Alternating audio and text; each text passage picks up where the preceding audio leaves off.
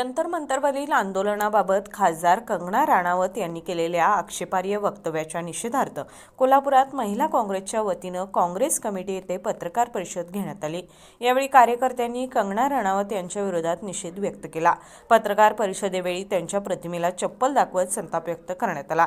यावेळी बोलताना कोल्हापूर जिल्हा काँग्रेस प्रवक्त्या भारती पवार काय म्हणाल्या पाहूयात। नमस्कार।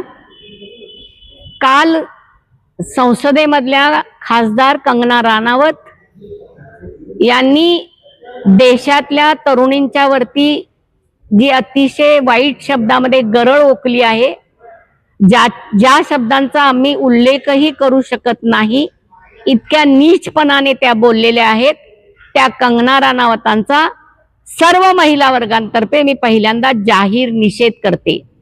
त्या स्वतः एक महिला आहेत आणि त्यांनी या आंदोलनामध्ये आलेल्या मुली स्वतःच्या शरीर विक्रीसाठी आल्या होत्या असा घाणेरडा आरोप त्यांनी केलेला आहे।